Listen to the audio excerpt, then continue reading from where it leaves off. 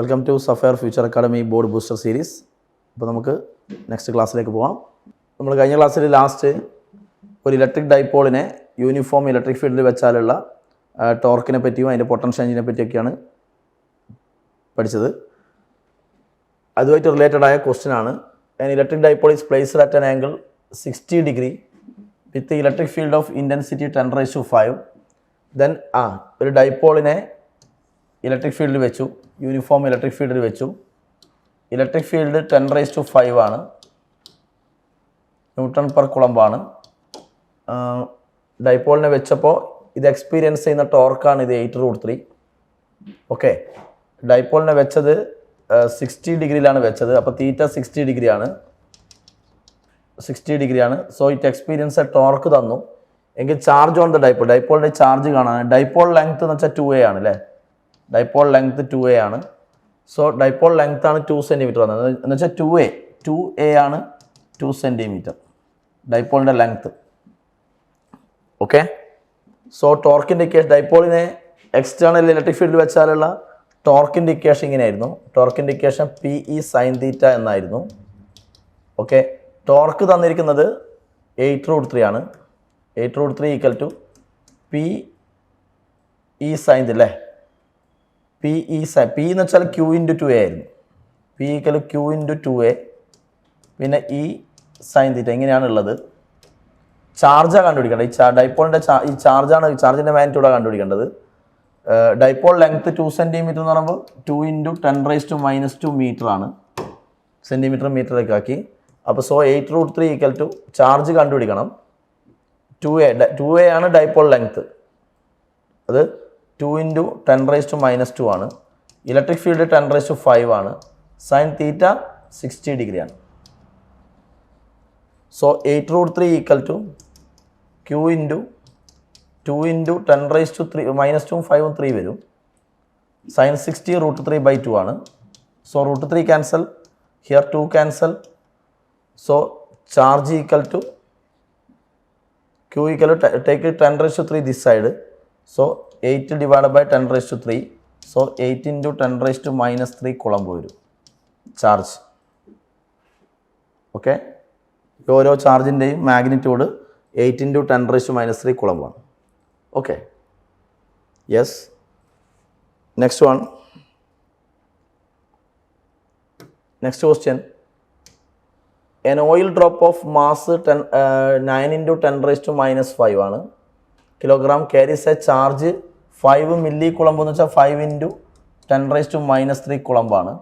held stationary in air by applying electric field. Find the electric field applied. So here is an oil drop. It is an oil drop. Oil dropൻ്റെ mass എത്രയാണ്?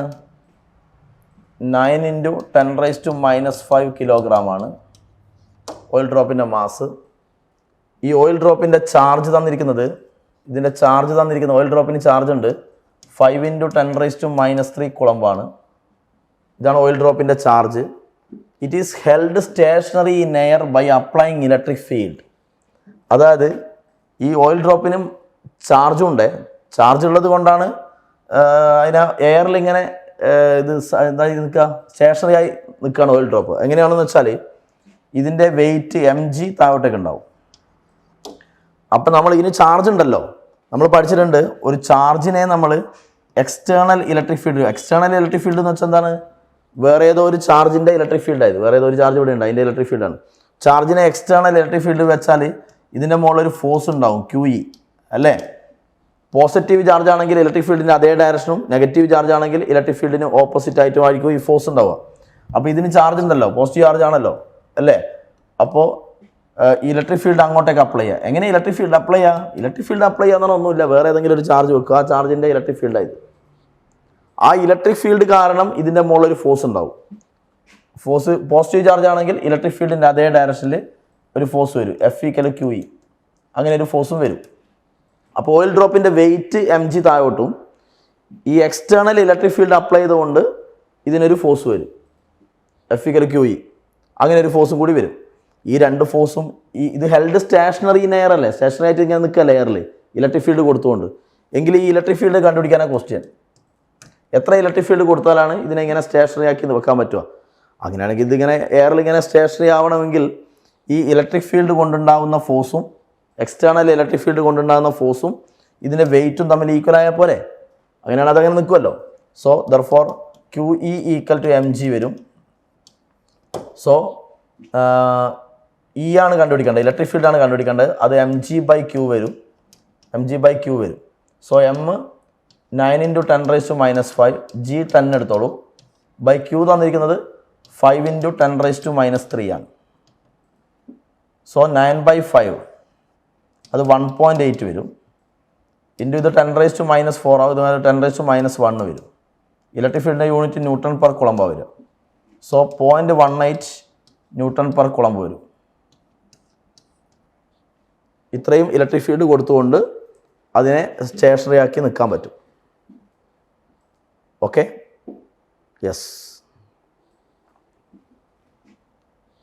ഇനി നമ്മൾ ഡൈപോളിനെ uniform electric ഫീൽഡിൽ വെച്ചാൽ ഉണ്ടാവുന്ന torque കാരണം അത് rotate ചെയ്യുന്ന കാര്യം പറഞ്ഞു. ഇലക്ട്രിക് ഫീൽഡ് കാരണം ഉണ്ടാവുന്ന ടോർക്ക്. അപ്പോൾ ഡൈപോളിനെ നമ്മൾ യൂണിഫോം ഇലക്ട്രിക് ഫീൽഡിൽ വെച്ചു. ഓക്കെ, അപ്പോൾ ടോർക്ക് കാരണം ഇത് റൊട്ടേറ്റ് ചെയ്യുന്നു. ഈ ടോർക്ക് ശ്രമിക്കുക എന്തിനായിരുന്നു? ഇലക്ട്രിക് ഫീൽഡിന്, എക്സ്റ്റേണൽ ഇലക്ട്രിക് ഫീൽഡിന് പാരലൽ ആക്കാനായിരുന്നു ടോർക്ക് ശ്രമിക്കുക. ആ ടോർക്കിൻ്റെ ഫോമുല എന്നാ? PE sin θ. അപ്പോൾ ഇതാണ് ഇവിടുത്തെ ഈ ടോർക്കാണ്. അപ്പോൾ ഈ ഡൈപോളിനെ നമ്മൾ ഈ പാരലൽ പൊസിഷനിൽ വെക്കുമ്പോൾ ടോർക്കില്ലല്ലോ. പാരലൽ പൊസിഷനിൽ നിന്ന് ചെറുതായിട്ടൊന്ന് ഡിസ്പ്ലേസ് ചെയ്തു, അപ്പോൾ ഇങ്ങനെയായി. അപ്പോൾ ടോർക്ക് ഉണ്ടാവും. ഈ ടോർക്ക് കാരണമല്ലേ അത് തിരിച്ചു വരിക. ഓക്കെ, അപ്പോൾ ഈ ടോർക്കാണ് റീസ്റ്റോറിങ് ടോർക്കായിട്ട് ആക്ട് ചെയ്യുക. അപ്പോൾ നമ്മൾ ആദ്യം ഇത് പാരലാക്കി വെച്ചു. പാരലാക്കി വെക്കുമ്പോൾ ടോർക്കില്ല, ജസ്റ്റ് ഒന്ന് ഡിസ്പ്ലേസ് ചെയ്തിട്ട് വിട്ടു, ഇങ്ങനെ ആക്കിയിട്ട് അങ്ങ് വിട്ടു. അപ്പോൾ ഈ ടോർക്ക് കാരണം അത് പിന്നെയും പാരലായി വരാൻ നോക്കും, പിന്നെ ഇങ്ങോട്ട്. അപ്പോൾ നമ്മൾ ഡിസ്പ്ലേസ് ചെയ്തിട്ട് തിരിച്ചു വരാൻ കാരണമായ ഫോഴ്സ് ടോർക്ക് ഇതാണ്. അപ്പോൾ ഇതാണ് ഇവിടുത്തെ റീസ്റ്റോറിങ് ടോർക്കായിട്ട് ആക്ട് ചെയ്യുന്നതുകൊണ്ട് മൈനസ് ഇതാ. ഇനി നമ്മൾ ഈ ആംഗിള് ഒരു സ്മോൾ ആംഗിളാണ് ഇതിനെ ടേൺ ചെയ്തതെന്ന് വിചാരിക്കും. സ്മോൾ ആംഗിളാണ് ടേൺ ചെയ്തത്. Let theta is very small. അങ്ങനെയാണെങ്കിൽ തീറ്റ ഈസ് വെരി സ്മോൾ ആണെങ്കിൽ സൈൻ തീറ്റ അപ്രോക്സിമേറ്റ്ലി ഈക്വൽ തീറ്റ എന്ന് എഴുതാം. തീറ്റ വളരെ സ്മോൾ ആണ്, സൈൻ തീറ്റ തീറ്റ കൊടുക്കുക. അപ്പോൾ restoring torque equal to -PE theta വരും. അപ്പോൾ ഈ ടോർക്ക് കാരണം ഇത് തിരിച്ചു വരിക. ടോർക്ക് ശ്രമിക്കുന്നത് ഇതിനെ പാരലാക്കാനാണ്. അപ്പോൾ +q ഇവിടെ വരും, -q ഇവിടെ വരും. ടോർക്ക് ശ്രമിക്കുന്നത് പാരലാക്കാനാണ്. ഓക്കെ, പക്ഷേ ഇനേർഷ്യ കാരണം ഇത് വീണ്ടും താഴോട്ടേക്ക് തന്നെ പോയി. അപ്പോൾ +q ഇവിടെ എത്തി. ടോർക്ക് കാരണം പാരലായി വരാനാണ് നോക്കുക, പക്ഷേ ഇതിങ്ങനെ വന്ന് അതിന് ഇനേർഷ്യ അതേ അവസ്ഥയിൽ തുടരാനുള്ളൊരു ടെൻഡൻസി ഉണ്ടാവും. ഇനേർഷ്യ കാരണം അത് വീണ്ടും താഴോട്ട് പോയി. അപ്പോൾ +q -q ഇങ്ങനെയായി. വീണ്ടും താഴോട്ട് വരുമ്പോൾ ഇവിടെ +qൻ്റെ മുകളിൽ ഫോഴ്സ് അങ്ങോട്ട് വരും, ഇലക്ട്രിക് ഫീൽഡിന് അതേ ഡയറക്ഷൻ. -qൻ്റെ മുകളിൽ ഫോഴ്സ് ഇങ്ങോട്ട് വരും. ഇത് ഞാൻ കഴിഞ്ഞ ക്ലാസ് പറഞ്ഞാണ്. അപ്പോൾ ഇത് തിരിച്ച് ഇങ്ങനെ വരുമ്പോൾ പിന്നെ ടോർക്ക് കാരണം പിന്നെ ഇത് അങ്ങോട്ടേക്കാണ് പോവുക. തിരിച്ചിങ്ങോട്ട് വന്നിട്ട് സ്പീഡ് കുറഞ്ഞ് നിന്നിട്ട് പിന്നെ അങ്ങോട്ടേക്ക് പോകും. അങ്ങനെ അതിങ്ങനെ ചിലപ്പോൾ ഇങ്ങനെ ഓസിലേറ്റ് ചെയ്യും. ആ ഓസിലേഷൻ്റെ ടൈം പീരീഡ് നമ്മൾ കഴിഞ്ഞ ക്ലാസ് പറഞ്ഞിട്ടില്ല. ഓസിലേറ്റ് ചെയ്യും എന്നുള്ള കാര്യം പറഞ്ഞു വെച്ചിട്ടുണ്ട്. അതിൻ്റെ ടൈം പീരീഡ് അത് കാണാനാണ് പോകുന്നത്. അപ്പോൾ ഇത് സ്മോൾ ആംഗിളാണ് ഇങ്ങനെ ടേൺ ചെയ്ത് കളിക്കുന്നത്. അപ്പോൾ അതുകൊണ്ടാണ് സൈൻ തീറ്റ നിർത്തുക. അപ്പോൾ ഇതിങ്ങനെ ഓസിലേഷനിൽ അല്ല, ജനറലി നമ്മുടെ ടോർക്കിൻ്റെ ഫോമുല I∝ എന്നാണ് അല്ലേ, I∝. അപ്പോൾ ഇത് ആംഗുലാർ ഓസിലേഷനാണ്. ഇങ്ങനെ ആംഗിളാണ് ഇങ്ങനെ മാറി കളിക്കുന്നത്, ഇങ്ങനെ കളിക്കും. അപ്പോൾ ടോർക്കിന് വരെ I∝ കൊടുക്കുക. I എന്ന് പറഞ്ഞാൽ മൊമെൻറ്റ് ഓഫ് ഇനർഷ്യ, ഡൈപോളിൻ്റെ മൊമെൻറ്റ് ഓഫ് ഇനർഷ്യാണ്. I∝ -PE തീറ്റ വരും. I × ആൽഫേൻ്റെ പേര് ആംഗുലാർ ആക്സലറേഷൻ അല്ലേ. ഓസിലേഷൻ നടക്കുമ്പോൾ angular acceleration formula, angular acceleration എന്ന് പറയുമ്പോൾ -ω² തീറ്റയാണ്. തീറ്റ എന്ന് വെച്ചാൽ ഇത് ടേൺ ചെയ്യുന്ന ആംഗിൾ, -ω² തീറ്റ. ഒമേഗൻ്റെ പേരാണ് ആംഗുലാർ വെലോസിറ്റി. സോ ആൽഫക്ക് പകരം -ω² തീറ്റ. ഈ ഫോമുലെല്ലാം ഫസ്റ്റ് ഇയർ ടോപ്പിക്കാണ്. ആംഗുലാർ ആക്സലറേഷൻ +1 പഠിച്ച ടോപ്പിക്കാണ്. ആംഗുലാർ -ω² തീറ്റ എന്നാണ് അതിൻ്റെ ഫോമുല. -PE തീറ്റ വരും. Okay, so theta cancel, minus cancel. So ω² = PE/I വരും. So omega equal root of P E by I വരും. ഒമേഗ എന്ന് വെച്ചാൽ 2π/t. So 2π/t equal to root of P E by I വരും. P dipole moment, ഈ external electric field, so T time period. ഈ ഓസിലേഷൻ്റെ അപ്പോൾ ഡൈപോളിനെ ഒരു uniform electric ഫീൽഡിൽ വെച്ചിട്ട് ഉണ്ടാകുന്ന ടോർക്ക് കാരണം അത് ഓസിലേറ്റ് ചെയ്യുന്നു. ഓക്കെ, സോ ഓസിലേഷൻ്റെ ടൈം പീരീഡ്, ഒരു ഓസിലേഷൻ കംപ്ലീറ്റ് ആക്കാനുള്ള ടൈമാണ് ടൈം പീരീഡ്. ടൈം പീരീഡ് വരും എന്താണ്? 2π × root of I by P E വരും. 2π × root of I by P E. I moment of inertia of the dipole, P അതിൻ്റെ dipole moment, E നമ്മൾ apply ചെയ്ത external electric ഫീൽഡാണ് E. Okay, yes. ഇതുമായിട്ട് related ആയ ഡൈപോളിൻ്റെ കേസിൽ ഇതുമായിട്ട് റിലേറ്റഡ് ആയ നമ്മൾ ഡൈപോളിനെ യൂണിഫോം ഇലക്ട്രിക് ഫീൽഡിൽ വെക്കുന്ന കാര്യമാണ് പറഞ്ഞത്. ഓക്കെ, ഈ ഡൈപോളിനെ വെച്ചത് യൂണിഫോം ഇലക്ട്രിക് ഫീൽഡിൽ വെച്ചെന്ന സമയം, യൂണിഫോം ഇലക്ട്രിക് ഫീൽഡ് എന്ന് പറയുമ്പോൾ ഇലക്ട്രിക് ഫീൽഡ് എല്ലാ സ്ഥലത്തും സെയിം ആയിരുന്നു. യൂണിഫോം ഇലക്ട്രിക് ഫീൽഡാണ്, ഇലക്ട്രിക് ഫീൽഡ് എല്ലാവരുടെയും സെയിം ആണ്. യൂണിഫോം ഇലക്ട്രിക് ഫീൽഡിനകത്തായിരുന്നു ഡൈപോൾ വെച്ചത്. യൂണിഫോം ഇലക്ട്രിക് ഫീൽഡ് വെച്ചാൽ ഇവിടെ force Q E, F equal Q E, ഇവിടെ force F equal to magnitude Q E തന്നെ. അതുകൊണ്ട് നമ്മളെ യൂണിഫോം ഇലക്ട്രിക് ഫീൽഡ് വെച്ചാൽ ഇവിടെയുള്ള ഇലക്ട്രിക് ഫീൽഡ് തന്നെയാണല്ലോ ഇവിടെയും. ഓക്കെ, അപ്പം നെറ്റ് ഫോഴ്സ് എത്രയാണ് വരിക? Q E minus Q E, അത് 0 ആയിരുന്നു. നെറ്റ് ഫോഴ്സ് 0 ആയിരുന്നു, റിസൾട്ടൻ്റ് ഫോഴ്സ് 0 ആയിരുന്നു. ഓപ്പോസിറ്റ് ആയതുകൊണ്ടാണ് മൈനസ് ചെയ്തത്. പക്ഷേ ടോർക്ക് ഉണ്ടാവും. ടോർക്ക് കാരണം ഇതിങ്ങനെ റൊട്ടേറ്റ് ചെയ്യും. അന്നേരം തന്നെ ഇങ്ങനെ റൊട്ടേറ്റ് ചെയ്യും. ഓക്കെ, റൊട്ടേറ്റ് ചെയ്യാനുള്ള ടെൻഡൻസി ഉണ്ടാവും. എന്ന് വെച്ചാൽ ടോർക്ക് ഉണ്ടാവും, റൊട്ടേറ്റ് ചെയ്യാനുള്ള ടെൻഡൻസി ഉണ്ടാവും, ടോർക്ക് ഉണ്ടാവും, പക്ഷേ നെറ്റ് ഫോഴ്സ് ഇല്ല യൂണിഫോം ഇലക്ട്രിക് ഫീൽഡിൽ വെച്ചാൽ. ഈ ഡൈപോളിനെ നമ്മൾ നോൺ യൂണിഫോം ഇലക്ട്രിക് ഫീൽഡിൽ വെച്ചാലോ? നോൺ യൂണിഫോം ഇലക്ട്രിക് ഫീൽഡ് എന്ന് പറഞ്ഞാൽ ഇവിടെയുള്ള ഇലക്ട്രിക് ഫീൽഡ് അല്ല വിടുക, ഓരോ സ്ഥലത്തും ഓരോ ഇലക്ട്രിക് ഫീൽഡാണ്. അപ്പോൾ ഇലക്ട്രിക് ഫീൽഡിൽ വ്യത്യാസമുണ്ട്. ഇവിടെ നമ്മൾ ഇവിടെ എഫ് ഈക്വൽ ക്യു ഇ എഴുതി, ഇവിടെയും ക്യു ഇ എഴുതി. കാരണം ഇവിടെയുള്ള ഇലക്ട്രിക് ഫീൽഡും ഇവിടെയുള്ള ഇലക്ട്രിക് ഫീൽഡും സെയിമാണ് യൂണിഫോം ആകുമ്പോൾ.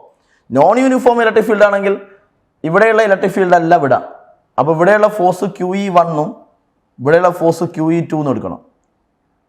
ഓക്കെ, അപ്പോൾ ഫോഴ്സിൽ വ്യത്യാസം വന്നു. ഒരു സ്ഥലത്ത് ക്യു ഇ 1 വരും, മറ്റൊരു സ്ഥലത്ത് ക്യു ഇ 2 വരും. അപ്പോൾ നെറ്റ് ഫോഴ്സ് എന്താവും? ഇപ്പോൾ ഈ ഫോഴ്സാണ് കൂടുതലെങ്കിലോ, ഈ ഫോഴ്സാണ് കൂടുതലെങ്കിൽ ഡൈപോൾ മൊത്തത്തിലൊന്ന് മുന്നോട്ട് പോകും. അതല്ല, ഈ ഫോഴ്സാണ് കൂടുതലെങ്കിൽ ഇത് മൊത്തത്തിലൊന്ന് ബാക്കോട്ട് വരും. എന്ന് പറഞ്ഞാൽ ഇതിന് ട്രാൻസ്ലേഷണൽ മോഷൻ ഉണ്ടാവും. ഇപ്പം നെറ്റ് ഫോഴ്സ് 0 അല്ല. യൂണിഫോം ഇലക്ട്രിക് ഫീൽഡിൽ വെച്ചാൽ നെറ്റ് ഫോഴ്സ് 0 ആണ്. ഇതിപ്പോൾ നോൺ യൂണിഫോം ഇലക്ട്രിക് ഫീൽഡിലാണല്ലേ എന്ന് വിചാരിക്കും. അപ്പോൾ ഇലക്ട്രിക് ഫീൽഡ് ഓരോ സ്ഥലത്തും വ്യത്യാസമായിരിക്കും. അപ്പോൾ ഇവിടെയും ഫോഴ്സിൽ വ്യത്യാസം ഉണ്ടാവും. അപ്പം നെറ്റ് ഫോഴ്സ് എന്ത് വരും? ഈ ഫോഴ്സാണ് കൂടുതലെങ്കിൽ Q E 1 minus Q E 2 വരും. അപ്പോൾ ഇത് 0 അല്ല, നോട്ട് ഈക്വൽ 0. അപ്പോൾ ഡൈപോൾ എക്സ്പീരിയൻസ് നെറ്റ് ഫോഴ്സ്. നേരത്തെ നെറ്റ് ഫോഴ്സ് 0 ആയിരുന്നു യൂണിഫോം ഇലക്ട്രിക് ഫീൽഡിൽ വെക്കുമ്പോൾ, ടോർക്ക് മാത്രമേ ഉള്ളൂ. ഇവിടെ നെറ്റ് ഫോഴ്സ് ഉണ്ടാവും. പിന്നെ ഒരു ഫോഴ്സ് ഇങ്ങോട്ടും ഒരു ഫോഴ്സ് ഇങ്ങോട്ടും ആയതുകൊണ്ട് ഇതിന് റൊട്ടേറ്റ് ചെയ്യാനുള്ള ടെൻഡൻസിയും ഉണ്ടാവും. റൊട്ടേറ്റ് ചെയ്യാനുള്ള ടെൻഡൻസി ഉണ്ടെങ്കിൽ എന്തുണ്ടാവും? ടോർക്കും ഉണ്ടാവും. അപ്പോൾ നോൺ യൂണിഫോം ഇലക്ട്രിക് ഫീൽഡിൽ വെച്ചാൽ, ഡൈപോളിനെ നോൺ യൂണിഫോം ഇലക്ട്രിക് ഫീൽഡിൽ വെച്ചാൽ there is net force as well as torque. Net force ഉണ്ടാവും, ടോർക്ക് ഉണ്ടാവും. എന്ന് പറഞ്ഞാൽ ഡൈപോളിന് ഇങ്ങനെ മുന്നോട്ടേക്ക് ഇങ്ങനെ പോവാം, ട്രാൻസ്ലേഷൻ മോഷനിൽ പോകാനുള്ള ടെൻഡൻസി ഉണ്ടാവും. പിന്നെ അതിൻ്റെ കൂടെ ഇങ്ങനെ ടേൺ ചെയ്യാനുള്ള ടെൻഡൻസി, റൊട്ടേറ്റ് ചെയ്യാനുള്ള ടെൻഡൻസി ഉണ്ടാവും. That is it experience net force as well as torque. Uniform electric ഫീൽഡിൽ വെച്ചാലോ നെറ്റ് ഫോഴ്സ് 0 ആണ്. എന്ന് പറഞ്ഞാൽ മുന്നോട്ട് ബാക്കോട്ട് ഇങ്ങനെ പോകാനുള്ള ടെൻഡൻസി ഉണ്ടാവില്ല, ട്രാൻസ്ലേഷൻ മോഷന് ടെൻഡൻസി ഉണ്ടാവില്ല. അത് നിന്ന പൊസിഷൻ തന്നെ ഇങ്ങനെ കറങ്ങാനുള്ള ടെൻഡൻസിയാണ് ഉണ്ടാവുക, ഇവിടെ തന്നെ ഇങ്ങനെ കറങ്ങാനുള്ള ടെൻഡൻസിയാണ് ഉണ്ടാവുക. അപ്പോൾ യൂണിഫോം ഇലക്ട്രിക് ഫീൽഡിൽ വെച്ചാൽ നെറ്റ് ഫോഴ്സ് ഇല്ല, ടോർക്ക് ഉണ്ട്. നോൺ യൂണിഫോം ഇലക്ട്രിക് ഫീൽഡിലാണ് വെച്ചതെങ്കിൽ ദർ ഈസ് നെറ്റ് ഫോഴ്സും ഉണ്ടാവും ആൻഡ് ടോർക്കും ഉണ്ടാവും. ഇലക്ട്രിക് ഡൈപോളിനെ നോൺ യൂണിഫോം ഇലക്ട്രിക് ഫീൽഡിൽ വെച്ചാൽ. Okay, yes. Continuous charge distribution, line charge, surface charge and volume charge distribution. Continuous charge distribution. Continuous charge distribution എന്ന് പറയുമ്പോൾ നമ്മൾ ഇത്രയും പറഞ്ഞ ചാർജ് എല്ലാം പോയിന്റ് ചാർജുകളായിരുന്നു അല്ലേ. ഇപ്പോൾ പറയാൻ പോകുന്ന continuous charge distribution. Continuous charge distribution എന്ന് പറഞ്ഞാൽ ഇപ്പോൾ ഒരു ബോഡി നിറയെ ചാർജ്, ക്ലോസ്ലി പാക്ക്ഡ് ആയിട്ട് ഇങ്ങനെ charge, system of closely packed discrete charges. Closely packed ആയിട്ട് ഇങ്ങനെ ഫുള്ള് ചാർജ് വരും, വളരെ അടുത്തടുത്തടുത്ത് ഫുൾ ഒരു ബോഡി നിറയെ ചാർജ് വരും. ഇങ്ങനെ ഫുള്ള് ചാർജ്. അപ്പോൾ ഇതിൻ്റെ പേരാണ്, അത് പോയിൻ്റ് ചാർജ് അല്ല, ഒരു ബോഡി മൊത്തം ചാർജാണ്, ഇത് ഫുള്ള് ചാർജാണ്. അപ്പോൾ ഇതിൻ്റെ പേരാണ് കണ്ടിന്യൂസ് ചാർജ് ഡിസ്ട്രിബ്യൂഷൻ. ഇത് കണ്ടിന്യൂസ് ചാർജ് ഡിസ്ട്രിബ്യൂഷനാണ്. ഓക്കെ. അപ്പോൾ ഒരു ബോഡി നിറയെ ക്ലോസ്ലി പാക്ക്ഡ് ആയിട്ട് full charge, system of closely packed discrete charges, ഇത് നിറയെ ചാർജ്, ഇതിൻ്റെ പേരാണ് കണ്ടിന്യൂസ് ചാർജ് ഡിസ്ട്രിബ്യൂഷൻ. ഇത് 3 ടൈപ്പാണുള്ളത്. ലൈൻ ചാർജ്, അപ്പോൾ ഫസ്റ്റത്തേത് line charge distribution. Line charge distribution എന്ന് പറഞ്ഞാൽ ഒരു ലൈൻ വിചാരിക്കും, ഈ ലൈനിൻ്റെ മുകളിൽ നിറയെ ചാർജ്. ഇത് പോയിൻ്റ് ചാർജ് അല്ല, ഇത് ലൈൻ നിറയെ ഫുള്ള് ചാർജാണ്. ഇതിൻ്റെ പേരാണ് ലൈൻ ചാർജ് ഡിസ്ട്രിബ്യൂഷൻ. ഈ കേസിൽ ഓർമ്മിക്കേണ്ട ഒരു ടേമാണ് line charge density. Line charge density lambda. Line charge density lambda എന്ന് വെച്ചാൽ, ലൈൻ ചാർജ് ഡെൻസിറ്റി എന്ന് വെച്ചാൽ it is the charge per unit length. ഒരു യൂണിറ്റ് ലെങ്ത്തിലുള്ള ചാർജ്, ഇപ്പോൾ 1 സെൻറ്റിമീറ്റർ ലെങ്ത്തിലുള്ള ചാർജ്, ഒരു യൂണിറ്റ് ലെങ്ത്തിലുള്ള ചാർജ് എന്ന് പറഞ്ഞാൽ ഇതിൻ്റെ കാണാൻ total charge by total length, charge per unit length എന്ന് പറയും. ചാർജ് പെർ യൂണിറ്റ് ലെങ്ത്, അതിൻ്റെ പേരാണ് line charge density lambda. Line charge density charge per unit length ആണ്. ഇതിന് യൂണിറ്റ് വരിക ചാർജ് കുളമ്പ് ലെങ്ത് മീറ്റർ, അപ്പോൾ കുളം പെർ മീറ്റർ ആണ് യൂണിറ്റ് വരിക. ഓക്കെ. ഇനി ഇതിൽ അപ്പോൾ SI unit coulomb per metre ആണ്, എന്നുവെച്ചാൽ കുളമ്പ് മീറ്റർ ഇൻവേഴ്സ് ആണ്, കുളം മീറ്റർ ഇൻവേഴ്സ്. ഇനി ഇതിൻ്റെ മുകളിലുള്ള ചാർജ് ഡിസ്ട്രിബ്യൂഷൻ അല്ലേ, ഈ charge distribution uniform charge distribution ആണെങ്കിലാണ് ലാംഡ = Q/L. ഇതിപ്പോൾ നോൺ യൂണിഫോം ഡിസ്ട്രിബ്യൂഷൻ ആണെന്ന് വിചാരിച്ചു. നോൺ യൂണിഫോം ഡിസ്ട്രിബ്യൂഷൻ എന്ന് പറഞ്ഞാൽ, യൂണിഫോം ഡിസ്ട്രിബ്യൂഷൻ എന്ന് പറഞ്ഞാൽ ചാർജ് എല്ലാവരും ഒരുപോലെയാണ്, ഒരുപോലെ ഡിസ്ട്രിബ്യൂട്ട് ചെയ്തെടുക്കുന്നുണ്ട്. നോൺ യൂണിഫോം ഡിസ്ട്രിബ്യൂഷൻ എന്ന് പറഞ്ഞാൽ ഇപ്പോൾ ചില സ്ഥലത്ത് കൂടുതൽ ചാർജ് ഉണ്ടാവും, ചില സ്ഥലത്ത് അത്രത്തോളം ചാർജ് ഉണ്ടാവില്ല, അങ്ങനെയല്ലോ.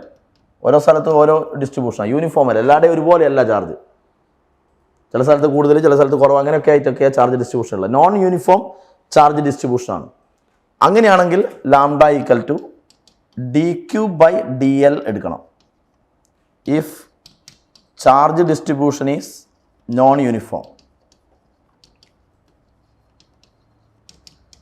നോൺ യൂണിഫോം ചാർജ് ഡിസ്ട്രിബ്യൂഷൻ എല്ലാവരുടെയും ഒരുപോലെയല്ല. അങ്ങനെയാണെങ്കിൽ ലാംഡ കാണാൻ dQ/dL എടുക്കണം. ചാർജ് ഡിസ്ട്രിബ്യൂഷൻ യൂണിഫോം ആണെങ്കിൽ, എല്ലാവരുടെയും ഒരുപോലെയാണ് ചാർജ് എങ്കിൽ, യൂണിഫോം ചാർജ് ഡിസ്ട്രിബ്യൂഷൻ ആണെങ്കിൽ lambda = Q/L, total charge by total length എടുത്താൽ മതി, അല്ലെങ്കിൽ dQ/dL എന്നെടുക്കണം. രണ്ടാമത്തെ തരം ചാർജ് ഡിസ്ട്രിബ്യൂഷനാണ് സർഫസ് ചാർജ് ഡിസ്ട്രിബ്യൂഷൻ.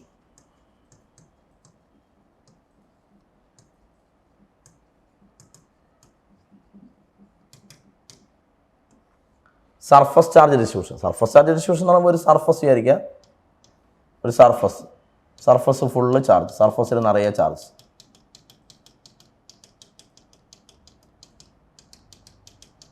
ഒരു ബോഡീൻ്റെ സർഫസിൽ മുഴുവൻ ചാർജ്.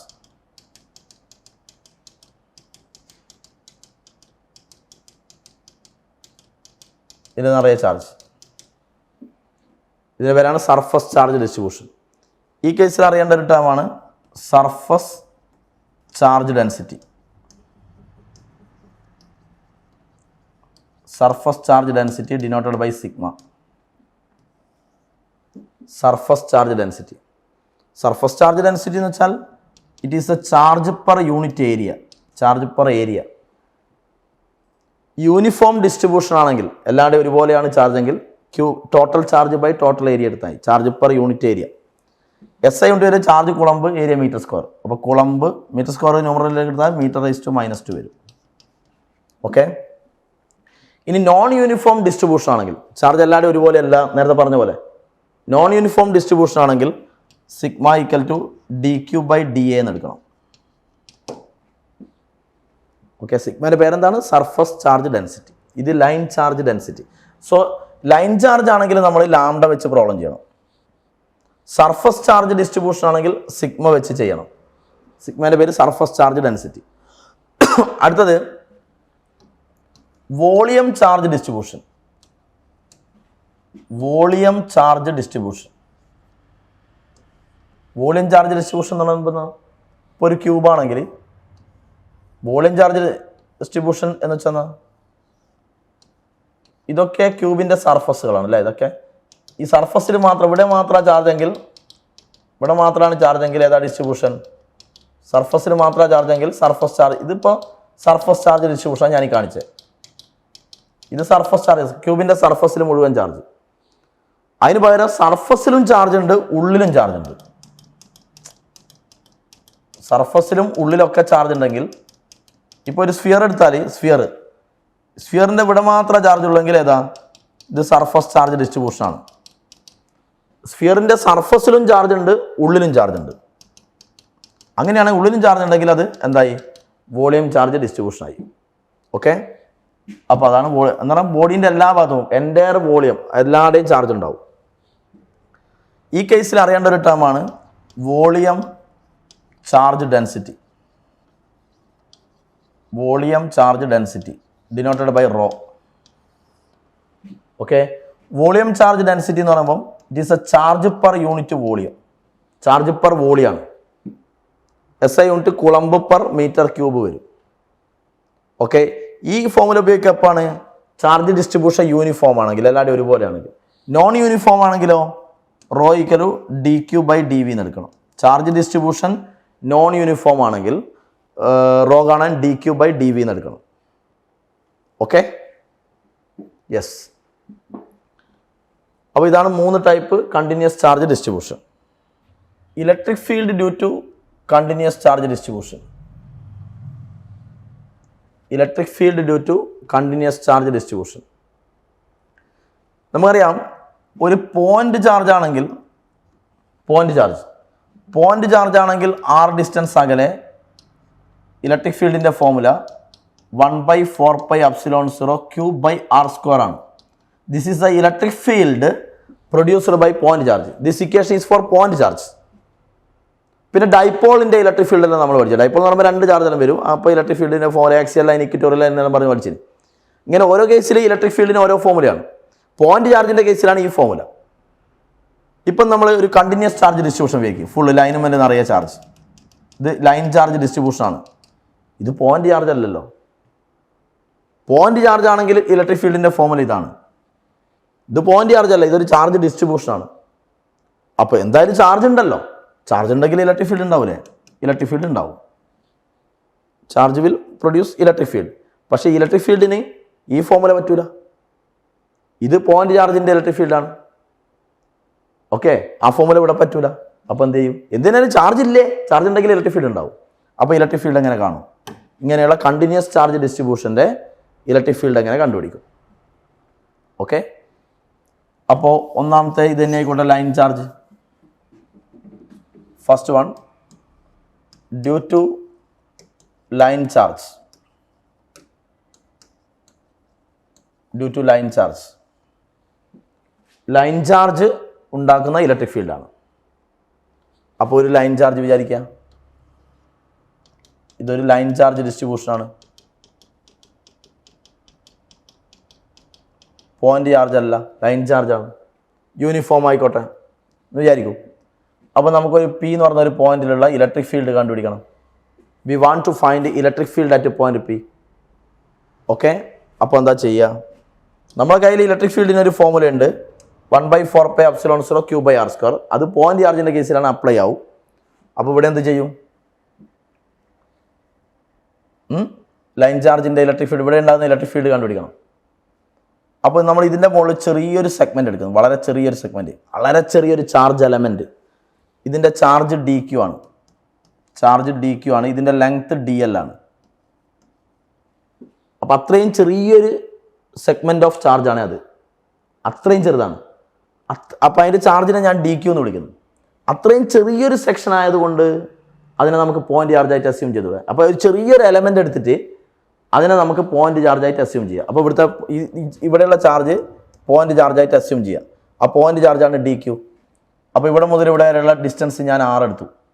അപ്പോൾ ഈ dQ നമുക്ക് can be imagine as a point charge. അപ്പോൾ dQ ആണ് പോയിന്റ് ചാർജ്. പോയിന്റ് ചാർജ് കാരണം ഇവിടെ ഉണ്ടാകുന്ന ഇലക്ട്രിക് ഫീൽഡ് അതിൻ്റെ ഫോമുല നമുക്കറിയാം. ആ ഇലക്ട്രിക് ഫീൽഡിനെ ഞാൻ ഡി ഇ എന്ന് വിളിക്കുന്നത്. കാരണം ടോട്ടൽ ഇലക്ട്രിക് ഫീൽഡ് അല്ലല്ലോ, ടോട്ടൽ ഇലക്ട്രിക് ഫീൽഡ് അല്ലല്ലോ. ഈ ചാർജ് എലമെന്റ് ഇതിനെ പോയിന്റ് ചാർജ് ആയിട്ട് അസ്യൂം ചെയ്യുന്നു, ഡി ക്യു. അതുണ്ടാക്കുന്ന ഇലക്ട്രിക് ഫീൽഡ്, അല്ലാണ്ട് ടോട്ടൽ ഇലക്ട്രിക് ഫീൽഡ് അല്ല, ഈ ചെറിയൊരു സെഗ്മെന്റ് ഉണ്ടാക്കുന്ന ഇലക്ട്രിക് ഫീൽഡ്. അപ്പോൾ small amount of electric field D E എന്ന് വിളിക്കുന്നു. അറ്റ് പോയിന്റ് പി അവിടെ ഉണ്ടാകുന്ന ഇലക്ട്രിക് ഫീൽഡ് ആര് കാരണം? ഡി ക്യു കാരണം. ഡി ക്യു നമുക്ക് എന്തായിട്ട് അസ്യൂം ചെയ്യാം? പോയിന്റ് ചാർജ് ആയിട്ട്. പോയിന്റ് ചാർജ് ആണെങ്കിൽ ഫോമിൽ എന്താ? 1/4πε0 Q by R square. Point charge ആരാണ്? ഇവിടുത്തെ ഡി ക്യു ആണ്. So D Q by R square. അപ്പോൾ ഇതിൻ്റെ മുകളിൽ ചെറിയൊരു സെഗ്മെന്റ് എടുത്തിട്ട് അതിനെ പോയിന്റ് ചാർജ് ആയിട്ട് അസ്യൂം ചെയ്തു. എന്നിട്ട് പോയിന്റ് ചാർജ് ആകുമ്പോൾ ഇക്വേഷൻ നമുക്കറിയാം, അതുണ്ടാക്കുന്ന ഇലക്ട്രിക് ഫീൽഡ് ആയിട്ട്. അപ്പോൾ ഈ ചെറിയൊരു സെഗ്മെന്റ് ഉണ്ടാക്കുന്ന ഇലക്ട്രിക് ഫീൽഡാണ്, അതുകൊണ്ടാണ് ഡി ഇ എന്ന് വിളിച്ചത്. ഇനി ടോട്ടൽ, അപ്പോൾ ഇതുപോലെ കുറേ സെഗ്മെന്റുകൾ ഉണ്ടാവില്ലേ, ഓരോ സെഗ്മെന്റും ഇവിടെ ഇലക്ട്രിക് ഫീൽഡ് ഉണ്ടാക്കും. അപ്പോൾ ടോട്ടൽ ഇലക്ട്രിക് ഫീൽഡ് കാണാൻ ഇതിനെ ഇന്റഗ്രേറ്റ് ചെയ്താൽ മതി. ഇത് ചെറിയൊരു സെഗ്മെന്റ് ഉണ്ടാക്കുന്ന ഇലക്ട്രിക് ഫീൽഡാണ്, അതുകൊണ്ടാണ് ഡി ഇ എന്ന് വിളിച്ചത്. ഇനി നമ്മൾ ഇത് ലൈൻ ചാർജ് ആയതുകൊണ്ട് ലാംഡ, ലൈൻ ചാർജ് ഡെൻസിറ്റി അല്ലേ, ലൈൻ ചാർജ് ആകുമ്പോഴാണ് ലാംഡ വെച്ച് ചെയ്യേണ്ടത്. Lambda equal to D Q by D L എന്നാണ് പഠിച്ചത്. അങ്ങനെയാണ് D Q equal to lambda D L വരും. D Q equal to lambda D L, അതിവിടെ കൊടുത്താലോ? D E equal to 1/4πε0 D Q. D Q എന്ന് വെച്ചാൽ lambda D L, D L by R square വരും. Okay, ഇതാണ് ഈ charge element, ചെറിയ charge element ഇവിടെ ഉണ്ടാക്കുന്ന ഇലക്ട്രിക് ഫീൽഡ്. അപ്പോൾ ടോട്ടൽ ഇലക്ട്രിക് ഫീൽഡ് കാണാൻ നമ്മൾ ഇതിനെ ഇൻ്റഗ്രേറ്റ് ചെയ്യണം. So integral 1/4πε0 lambda D L by R square വരും. അപ്പോൾ total electric field take 1/4πε0 outside integral. ഇനി ലാംഡന് വേണേൽ യൂണിഫോം ഡിസ്ട്രിബ്യൂഷൻ ആണെങ്കിൽ ലാംഡയും കോൺസ്റ്റന്റ് ആയിരിക്കും. ഓക്കെ, ലാംഡയും വേണേൽ പുറത്തെടുക്കുക. അപ്പോൾ ഇങ്ങനെ വരും lambda D L by R square. Okay, ഇങ്ങനെയാണ് ഒരു കണ്ടിന്യൂസ് ചാർജ് ഡിസ്ട്രിബ്യൂഷൻ്റെ ഇലക്ട്രിക് ഫീൽഡ് കണ്ടുപിടിക്കുക. ഓക്കെ, ആദ്യം ഒരു പോയിന്റ് ചാർജ് പോലെ അസ്യൂം ചെയ്തിട്ട് അതിൻ്റെ അത് കാരണം ഉണ്ടാകുന്ന ചെറിയൊരു ഇലക്ട്രിക് ഫീൽഡ് കണ്ടുപിടിക്കുക. എന്നിട്ട് അതിനെ ഇൻ്റഗ്രേറ്റ് ചെയ്യുക, ടോട്ടൽ ഇലക്ട്രിക് ഫീൽഡ് കണ്ടുപിടിക്കുക. ഓക്കെ, ഇതേ കാരണം case due to surface charge ആണെങ്കിലോ, ഡ്യൂ ടു സർഫസ് ചാർജ് ആണെങ്കിൽ എന്തൊരു, അപ്പോൾ ഒരു സർഫസ് ചാർജ് ഡിസ്ട്രിബ്യൂഷൻ വിചാരിക്കുക. ഇതൊരു സർഫസ് ചാർജ് ഡിസ്ട്രിബ്യൂഷൻ ആണ്. Here is a surface charge distribution.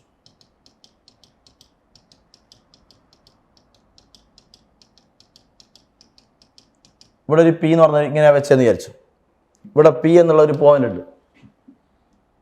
നമുക്ക് അവിടെയുള്ള ഇലക്ട്രിക് ഫീൽഡ് കണ്ടുപിടിക്കണം. ഓക്കെ, എന്താ ചെയ്യേണ്ടത്? ആദ്യം ഇതിൻ്റെ അകത്ത് ചെറിയൊരു സെഗ്മെന്റ് എടുക്കണം. ആ ചാർജിനെ ഞാൻ ഡി ക്യൂ എന്ന് വിളിച്ചു.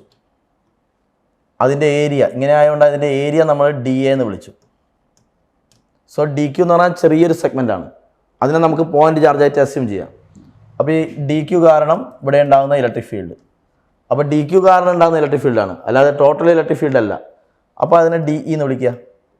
Small amount of electric field at point P due to D Q. D Q ഉണ്ടാക്കിയ electric field. D Q can be imagine as a point charge. Point charge ആകുമ്പോൾ ഇക്വേഷൻ എന്താണ്? 1/4πε0 Q by R square. ഇവിടുത്തെ point charge ആരാ? D Q. So D Q by R square. ഇതേതാ distribution? Surface charge distribution ആണ്. അപ്പോൾ നമ്മൾ sigma വെച്ച് ചെയ്യണം. സിഗ്മേൻ്റെ പേര് surface charge density. Sigma equal എന്തായിരുന്നു? D Q by D A ആയിരുന്നു. അപ്പോൾ ഡി ക്യൂ ഈക്വൽ എന്ത് വരും? സിഗ്മ ഡി എ വരും. സോ ഡി ക്യൂന് പകരം നമുക്ക് ഇത് കൊടുക്കാം, sigma D A. So D E equal to 1/4πε0 D ക്യൂന് പകരം sigma D A.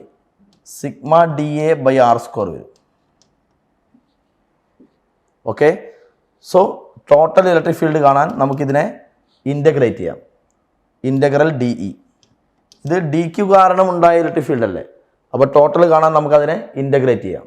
So integrate ചെയ്യുമ്പോൾ 1/4πε0 we can take out side.